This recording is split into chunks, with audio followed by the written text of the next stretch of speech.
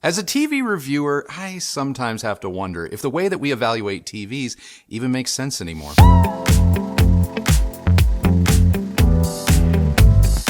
While we were reviewing TCL's new Q-Class QLED, I wanted to find out just how the average consumer judges a TV. So I polled our viewers and got over 9,000 responses. 93% of you said that you do not calibrate your TVs, revealing that the majority of you overwhelmingly rely on a TV's out-of-the-box performance. And all of this brings us to today's review, because on paper, the new Q-Class has a lot going for it. This native 4K QLED TV comes with HDMI 2.1 and Dolby Vision support. Never mind its attractive price point, making it a more obtainable option in 2023. With its Google TV OS, the Q offers built-in movie and music streaming apps like Netflix, Hulu, and Apple TV that begs users to just add a soundbar, or better yet, a receiver and multiple speakers to take full advantage of its Dolby Atmos capabilities. For gamers, the TCL not only has features like VRR and ALLM with AMD FreeSync Premium Pro, it also has 120 Hz native refresh rate with limited support for even faster rates such as 144 Hz, depending on your input. When you consider TCL's solid build quality and again, its price, the Q-Class makes for a very compelling package. Now, unboxing any TV is typically a job best left for two people, but if you're in a pinch at around 34 pounds, it is possible to install the 65-inch TCL by yourself. Using the included stand, we went ahead and did a tabletop setup. Now, after about 5 minutes of, mandatory software updates and downloads, the Google TV OS made the rest of the TV setup a snap. I also used our Dune HD player and PS5, as well as Sony's new HT-S2000 soundbar using the TV's eARC connection to better test the TCL. Out of the box, the Q launches in its power-saving mode. This picture profile is not calibrated, something you can clearly see with the naked eye. With the exception of the movie profile, none of the out-of-the-box profiles are particularly accurate. And now, while movie profile is more natural, it is definitely warmer compared to the cooler tone that was observable through all of the other profiles. It still isn't right. It has a noticeable red bias that made all skin tones and white objects appear a little bit more ruby, even magenta in tone, versus true red. I also noticed wild shifts in the reds and yellows between the built-in apps. When comparing YouTube and Netflix, YouTube pushed more red than Netflix. Even stranger, YouTube's color space would even sometimes appear to change mid-content or when pausing content in order to, launch the pop-up menu. This issue was intermittent, and unfortunately, I wasn't able to capture it on camera. Nevertheless, both Kristi and I did experience this red color shift. Relying on third-party devices to play back YouTube, for example, my MacBook Pro, it did not suffer the same fate, which makes me think that there is a bug either with Google TV, the built-in YouTube app, the TCL, or all three. In its movie profile, non-HDR shows like The Americans and even older movies like Twister and Poseidon, they look really good. Maybe not calibrated or wholly accurate, but still very nice and honestly, good enough for most. The mildly warmer tone of the TCL made skin tones more appealing, and those wide shots throughout Twister, they were just rich. And both older HD and newer 4K content looked impressive. Maybe not quite as naturally sharp or dimensional as our Sony, but respectable, especially for a sub-$1,000 TV. Contrast was above average, maybe not OLED level good, nor on par with Sony's X95L, but still respectable. There was mild crush in both the dark and light parts of Twister, specifically the deep shadow areas of the tornadoes throughout the movie, as well as in the white puffy clouds that dot the sky when we first meet our heroes. But like I just said, nothing too objectionable. I went ahead and I did experiment with adjusting contrast, black levels, and gamma settings by eye to see if I could bring back any of the missing contrast, but I was never able to strike the perfect balance. I could improve one at the expense of another, but I could never really nail them. Switching focus to my usual Dolby Vision torture test, which includes 6 Underground and School for Good and Evil, the TCL looked great, arguably better than its SD performance. When viewing Dolby Vision content, you are locked into one of 3 profiles: Dolby Vision Dark, Bright, and IQ. IQ produced the brightest image, definitely bright enough to combat ambient light, but not so bright as to be blinding. That said, Dolby Vision IQ isn't really adjustable, so if you don't like the image, or you're one who doesn't like ultra smooth motion, aka that soap opera effect, you should skip this setting. I thought Dolby Vision Bright looked as good, maybe a tad dimmer, but I'm going to take the trade-off in light output for more control over the image. All that said, pre-calibration, the same black and white crush was present, though the red shift was less noticeable and at times non-existent, at least when watching Dolby Vision content. And the TV's motion, even with any and all motion aids disabled, was smooth, be it standard, HD, or HDR content. Gaming on the Q was one of my favorite ways to enjoy the TCL, and I consider it one of the TV's bigger strengths. The gaming-specific dashboard and features are also a really nice touch, though we have seen similar from most major TV manufacturers. I had no issues playing higher frame rate games in HDR, though I confess the bulk of my gameplay was more leisurely games like PGA Tour from EA Sports, which my brother and fellow YouTuber Josh has got me really hooked on. Another strength has to be TCL's backlight control. Blooming was kept to an absolute minimum, something I noted as Kristi watched The Americans on Hulu. Now, throughout season 2, there was no perceivable blooming surrounding the subtitles, even when they were stacked atop a stark black background. So kudos to TCL for having their full array local dimming on lock. But as impressive as the backlighting may be, screen uniformity and off-axis viewing are not great. Good enough that everyone sitting on a 3 to 4 seater sofa will have the same experience, but much beyond that, this TCL falls completely flat. Now, as much as I want to hype the Q, its unpredictable redshift kept disrupting my otherwise enjoyable experience. Despite knowing that the majority of consumers aren't going to go through the trouble of a full calibration, that was the only thing left to try. Nowadays, even budget TVs manage to get close to being calibrated out of the box, with some higher end displays actually being calibrated from the factory. The TCL, however, is not one of these TVs. Both its grayscale and color accuracy out of the box is pretty bad, putting up a delta E or margin of error of nearly 7. Considering that a delta E of 3 or lower is what we are after, 7 is obviously not ideal. No surprise here, the two biggest issues were a notable red bias and some loss of contrast in the low light and highlight tests. As for brightness, the TCL is bright enough, but it is not a light cannon. TCL claims a peak brightness of 1000 nits, and I assume this is with all brightness and contrast aids set to max, and when measuring a window likely less than 10%, maybe even 1% if I were to go out on a limb. While I got close to 1000 nits when performing such tests, I was never able to achieve it, coming up short at around 950. 950 is probably close enough for horseshoes and hand grenades, but my meter never read 1000, so yeah. Anyway, real-world brightness is still respectable at around 500 nits, which is what users should honestly expect day to day. 500 nits, it's enough for me, but there are brighter sets at this price, including older models from TCL. One last note, the Q may not be bright enough to combat its own highly reflective screen in brightly lit rooms.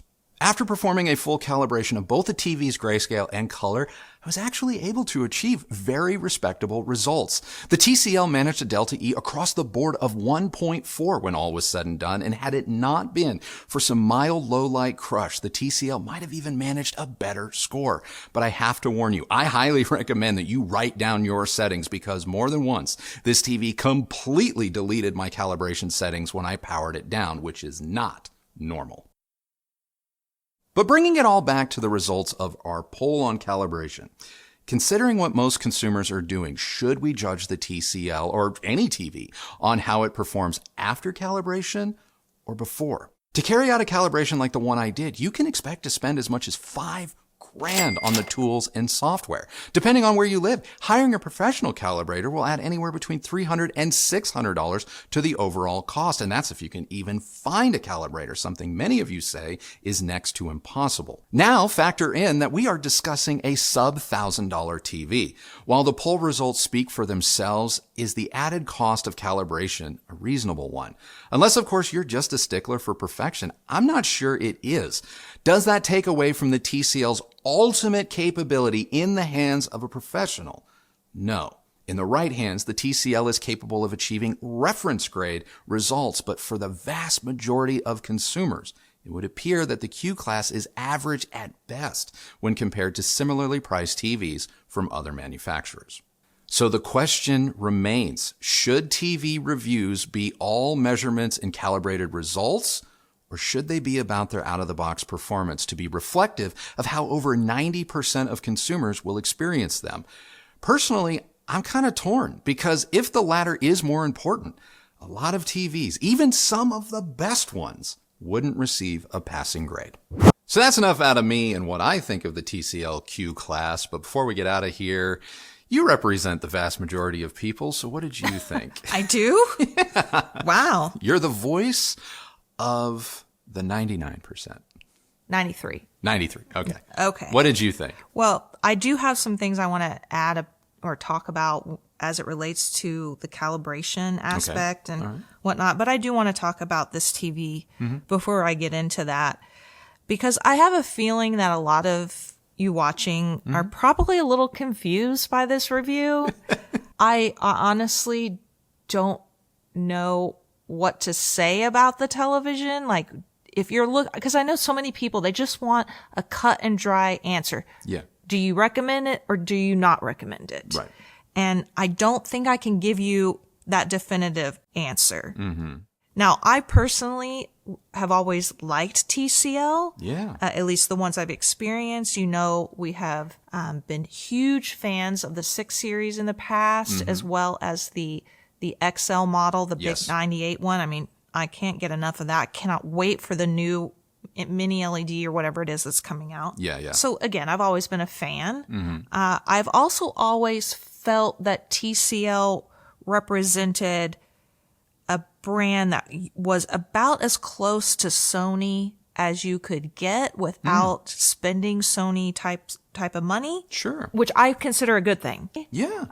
Out of the box, it's always pretty darn good. It's pretty respectable. And the OS is good. Like, it's just a good, it's a well-made TV. And I've always felt that TCL was not far behind. Yeah, not far behind. Yeah. But this particular TV, I don't know. It feels kind of like a chameleon. It can be great. Yes.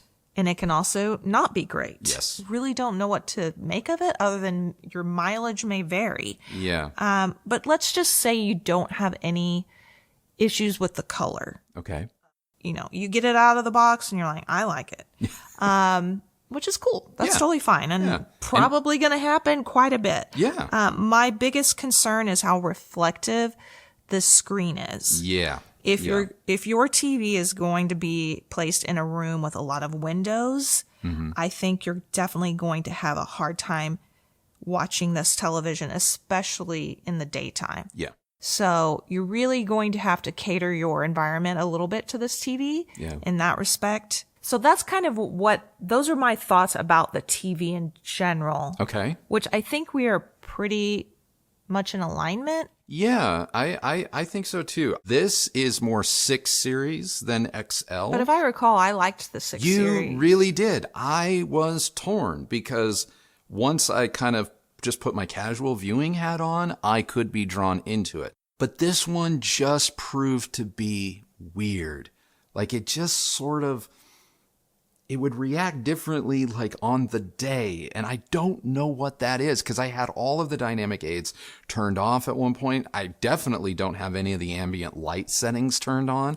None of the smart features as far as like, we'll adapt the picture based on what you're watching. I turned all that off. And yet I would argue, or I would guess that maybe, just maybe, there's some aspect of that still on in the background that you can't undo for some reason. All that said, put my casual viewing hat on.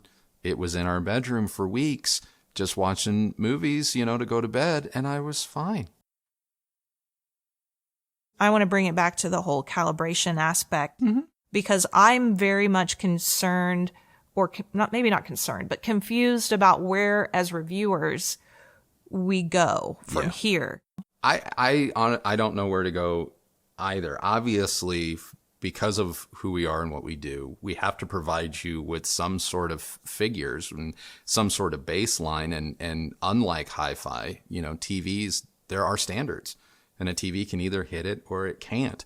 The TCL and a lot of TVs after calibration can actually hit standards, but they don't hit them right away. And if, like the poll says, 90+% of consumers need something that's going to perform for them out of the box, should TVs not be judged on how close they are to that standard from jump, if they meet it, altogether. And also, I would say, again, a lot like hi-fi products, it's also subjective. You know, Well, I mean, no, really, like what someone's experience is can be very subjective. Yeah, there were a number of people in the poll results that wrote in about like, well, I don't care about the director's intent. It's what I want to see. Yeah. I mean, that happens. As someone that creates content, I'm like, yeah. Oh, I witnessed Andrew have a full-on meltdown while he was watching our own content through the YouTube app on the TCL, and he looked like an Oompa Loompa. I was bright red. And he was just freaking out. Like, is this what people are seeing? Oh my gosh. Yeah. You know, so, but again, back to subjectivity.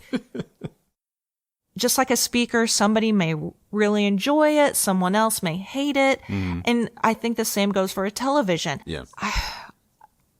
I don't know. I would love to know what people watching think. Yeah, it is a good question. And I have often wondered that because like the LG C2 OLED ranks among the best TVs post-calibration I've ever seen and I've ever been able to measure.